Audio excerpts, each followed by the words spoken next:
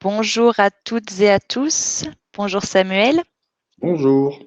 Bienvenue à tous dans ce webinaire dédié au Wi-Fi et à la sécurité que je co-présente avec Samuel Jean. Donc, vous êtes dans une salle de webinaire où vous allez avoir la possibilité de nous poser des questions, donc via l'onglet à droite de votre écran. Donc, on reviendra à celle-ci en fin de session. Donc, je me présente, je suis Océane Guinge, donc chargée de communication et de marketing en alternance chez Exatel. Et je suis accompagnée aujourd'hui de Samuel Jean, donc, qui Bonjour est à au tous. service avant-vente. Donc, il vous fera la présentation de ce webinaire. Donc, on est très heureux de vous retrouver aujourd'hui. Donc, je vais introduire ce webinaire avec une présentation de l'entreprise. Donc, qui est Exatel pour ceux qui ne nous connaissent pas. Donc, nous sommes une entreprise familiale qui existe depuis 75 ans. Donc, nous avons 305 collaborateurs répartis dans 30 agences en France, donc ce qui nous permet d'avoir une proximité avec nos clients. Et nous réalisons un chiffre d'affaires aux alentours de 41 millions d'euros. Donc, voilà pour la partie chiffres. Donc, concernant nos missions, on en a 3 qui tournent autour de nos clients. Donc, la première, la communication et la collaboration. Donc, avec l'évolution des usages, on parle beaucoup plus aujourd'hui de mobilité, de collaboration entre les collaborateurs. Donc, dans cette activité, on retrouvera tous les systèmes de communication pour l'entreprise, donc que ce soit des communications téléphoniques, mais aussi des communications unifiées. La seconde activité, donc la brique Internet et réseau, donc pour faire de la communication et de la collaboration, donc comme le chat, les échanges de fichiers et le visio, eh bien, il faut avoir un réseau fiable et de qualité. Donc, notre rôle, c'est de faire bénéficier à nos clients un accès très haut débit, notamment grâce à la fibre optique. Donc, on parlera de la fibre dédiée ou mutualisée. Et enfin, notre troisième activité tourne autour de la sécurité des personnes, donc plus spécifiquement pour les métiers de l'industrie et de la santé. Donc pour la santé, on parlera plus d'appels malades, système antifugue, alerte du patient vers le personnel de soins, donc au sein des hôpitaux et des EHPAD par exemple. Et dans l'industrie, on sera plus centré sur la protection des travailleurs isolés, donc pour permettre aux travailleurs d'être sécurisés au quotidien dans son environnement de travail. Donc, cette troisième brique de nos activités regroupe finalement tous les systèmes de communication qui concernent la sécurité des personnes. Donc, voilà pour la présentation globale d'Exatel. Je vous invite également à découvrir notre site internet où vous aurez la possibilité de découvrir des actualités récentes et les nouvelles solutions que nous proposons. Donc, je vais maintenant laisser la parole à Samuel pour vous présenter ce webinaire dédié au Wi-Fi et à la sécurité. Merci Océane. Et merci à vous d'être connectés ce matin pour parler de Wi-Fi avec nous. Donc je vais dérouler la présentation. N'hésitez pas à poser vos questions. Soit j'y répondrai pendant la présentation, soit nous y reviendrons à la fin. Et on va commencer par parler de la connectivité en entreprise. Avec un constat, aujourd'hui, énormément de collaborateurs travaillent à partir du réseau Wi-Fi, ne connectent plus leur machine via un câble au réseau. Donc, on a une importance croissante d'avoir une bonne connectivité sans fil pour que ce soit évidemment fiable et performant. Ça permet de sécuriser également les données, ça facilite les échanges, ça rend vos collaborateurs mobiles, c'est très important, et ça permet de rester joignable à tout moment pendant la journée de travail. Si malheureusement le réseau Wi-Fi n'est pas de qualité, vous allez avoir des problèmes de connexion, de coupure, de déconnexion, et plus compliqué à résoudre, des débits qui sont insuffisants. Et donc les collaborateurs ne pourront pas travailler efficacement.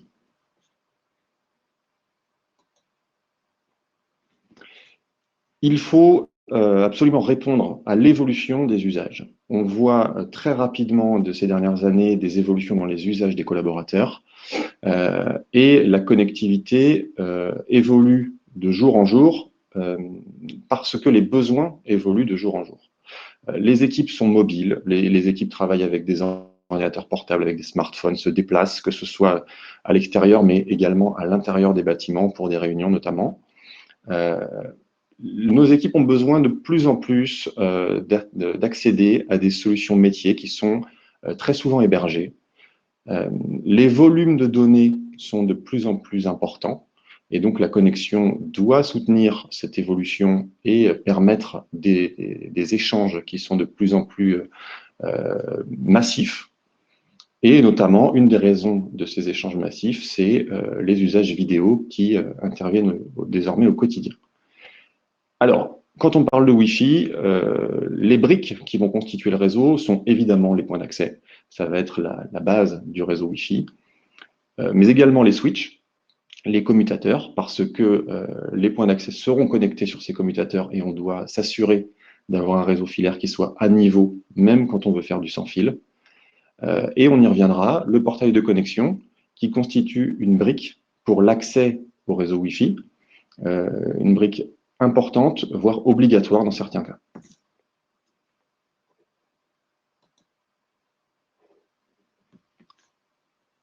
Le Wi-Fi 6, c'est la dernière norme, c'est la norme actuelle en termes de Wi-Fi. Ça rend le réseau plus intelligent. C'est 3 fois plus rapide que la norme précédente, le Wi-Fi 5. Alors ça nous donne des débits théoriques de l'ordre de quasiment 10 gigabits, c'est considérable. Maintenant, on est sur des débits théoriques. Les débits pratiques du Wi-Fi 6 ne peuvent pas aller jusque-là, mais voilà, ce qu'il faut retenir, c'est que ça nous donne quand même un débit extrêmement confortable qui nous permet de soutenir tous les nouveaux usages. Et donc, on va construire le réseau en fonction de ces usages et des besoins. Ça permet également une réduction de la latence. Alors, c'est un petit peu technique, mais pour des usages en temps réel comme la voix et la vidéo, la réduction de la latence va être très importante et ça permet d'avoir des communications beaucoup plus fluides. Évidemment, les transferts de données sont plus rapides. Plus le débit est important et plus le transfert de données va être rapide. On parle de débit de bout en bout. Ça veut dire qu'il va falloir s'assurer que l'accès à Internet est de qualité et peut soutenir le débit. Le réseau filaire, de la même manière, doit être de qualité et soutenir le débit. Et le réseau Wi-Fi, en bout de chaîne, doit permettre de soutenir toujours les usages du client. On dit avec le Wi-Fi 6 que le débit est multiplié par 4 dans les zones denses.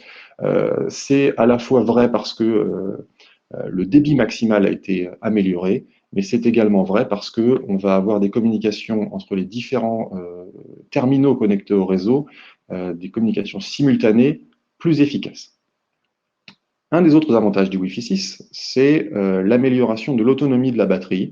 En fait, le protocole a été optimisé et ça permet de moins solliciter le terminal client pour moins dépenser d'énergie au niveau du terminal client.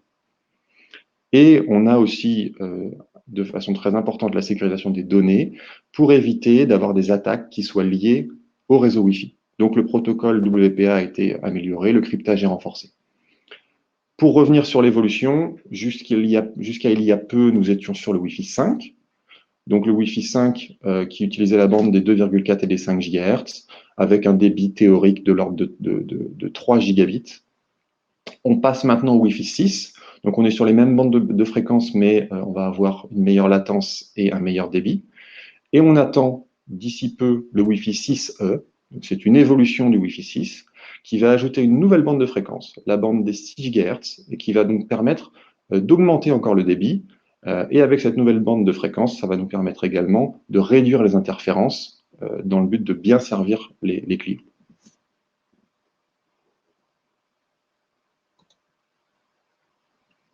Alors, un des points importants, quand on parle de Wi-Fi, c'est de réaliser une bonne étude de couverture.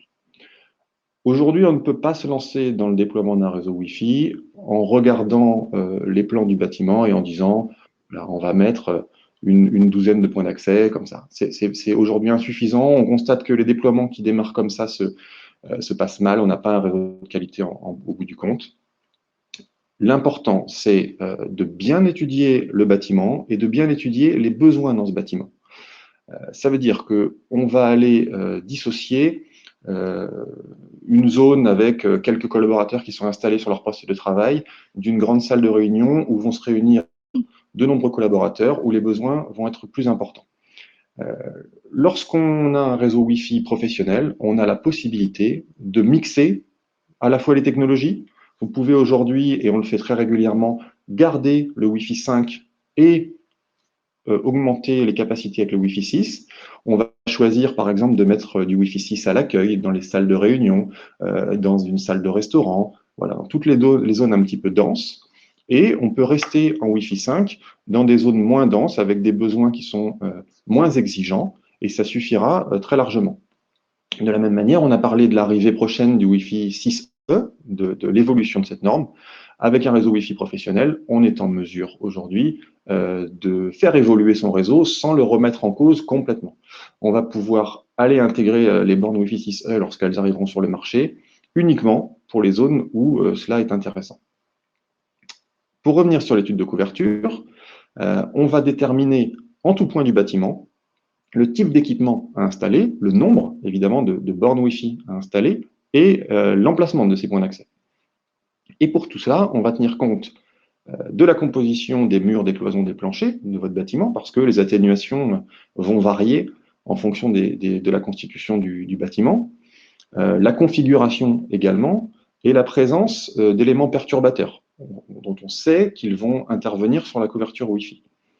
Je vous le disais, bien évidemment, on va tenir compte des installations et des habitudes de vos collaborateurs dans le bâtiment pour que les zones les plus exigeantes soient les mieux traitées.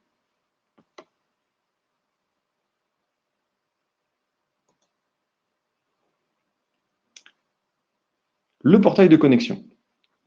Alors, le portail de connexion, c'est une brique d'accueil.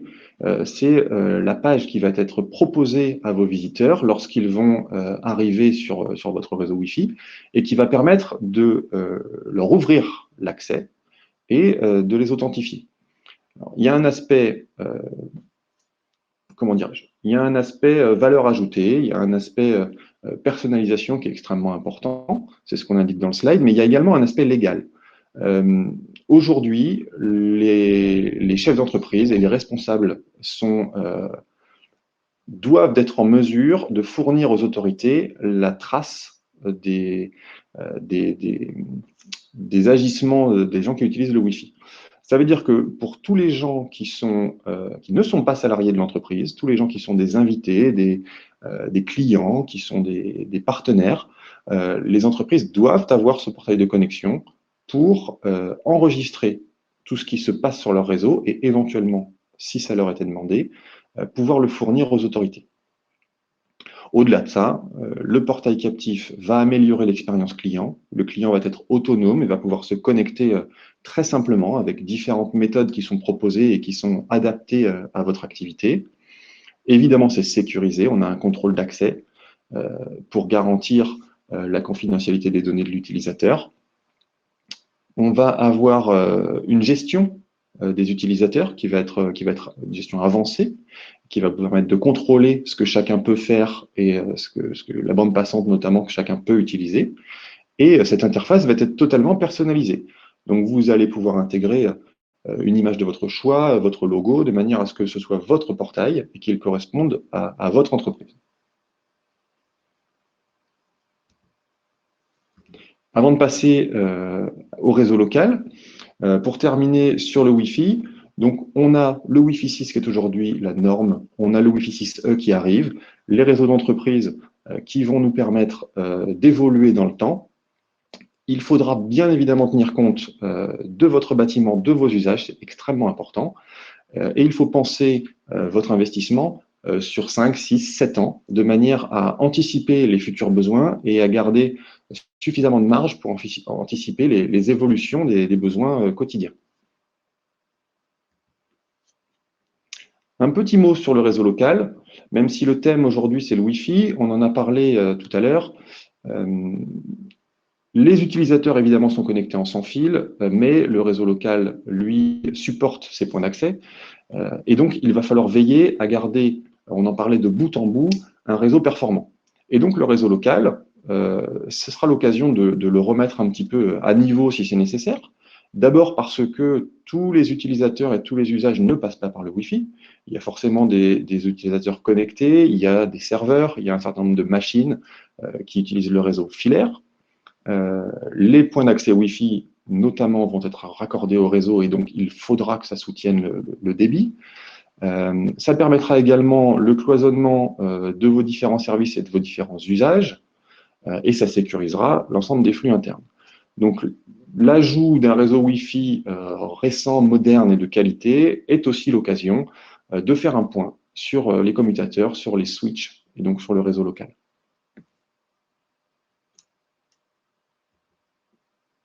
Dernière brique qui se rattache également à cet usage de réseau Wi-Fi et de réseau local, c'est la protection des données. On constate aujourd'hui de plus en plus la progression des attaques réseau. Et donc, on prend quelques minutes sur cette présentation pour vous parler de cybersécurité, parce que il est extrêmement important aujourd'hui de se protéger de ça. On voit, donc je le disais, beaucoup d'attaques de type phishing, de type ransomware. Voilà, c'est des mots un peu barbares, mais ce sont des attaques qui vont viser à vous dérober des informations personnelles ou à prendre la main sur votre réseau pour bloquer vos données, crypter vos données. Donc les impacts qu'on constate aujourd'hui, ça peut être une paralysie des systèmes et du coup une perte d'exploitation pour l'entreprise qui voit son réseau informatique totalement arrêté du jour au lendemain. Vous pouvez malheureusement perdre des données sensibles. Il y a une brèche qui est créée dans les systèmes de sécurité. Il y a forcément une atteinte à la réputation, puisque ce genre de choses est médiatisé, soit directement par la presse, soit par le pirate lui-même. Ça crée un préjudice commercial et ça vous expose à un chantage qui est généralement de deux ordres.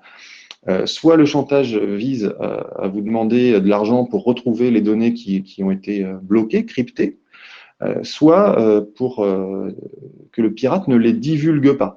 On voit aujourd'hui des pirates qui vont aller faire un chantage à la divulgation à la concurrence de données sensibles qui ont été volées à des entreprises.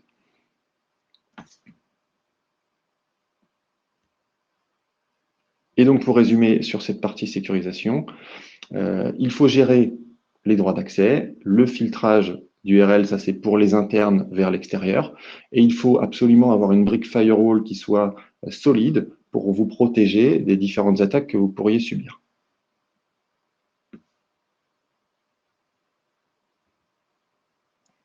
Voilà pour cette présentation rapide ce matin. Merci Samuel pour cette présentation. Alors maintenant, on va passer aux questions. Donc, n'hésitez pas à poser des questions sur la droite de votre écran. On prendra un petit temps pour y répondre. Donc là, on a une question de Joanne Jean donc, concernant le Wi-Fi. Donc, pour accéder aux 6 GHz, faudra-t-il de nouveaux PC? Alors oui, il faudra de nouveaux terminaux. En fait, la bande des 6 GHz, c'est lié à la norme 6E, le Wi-Fi 6E. Et donc, comme toute nouvelle norme, il faudra des matériels Wi-Fi qui soient compatibles avec cette norme-là, qui sachent diffuser sur la bande des 6 GHz.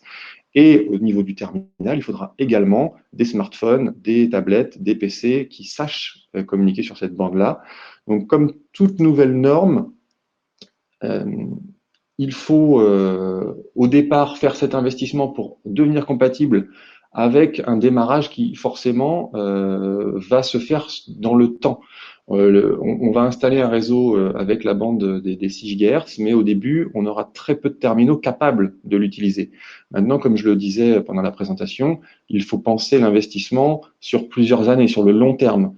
La norme des 6 GHz va permettre d'avoir beaucoup moins de perturbations, d'avoir des communications de meilleure qualité avec de meilleurs débits, et elle va rapidement s'étendre sur tous les nouveaux périphériques. Donc oui, pour répondre à votre question, il faudra de nouveaux terminaux, mais n'hésitez pas à utiliser cette nouvelle technologie, même si au départ, ça peut laisser penser qu'il y a assez peu de possibilités, puisque la diffusion se fera dans le temps. Merci Samuel pour ta réponse. Il n'y a pas l'air d'avoir d'autres questions. Donc, en tout cas, si vous avez des questions par la suite ou d'autres projets, n'hésitez pas à contacter votre interlocuteur Exatel et on reviendra vers vous. Donc, je pense qu'on va pouvoir clôturer ce webinaire. Donc, merci à tous d'avoir été présents. On mettra ce webinaire en replay, donc vous les aurez dans vos mails. On vous souhaite à tous une bonne journée. Merci beaucoup, bonne journée. Merci.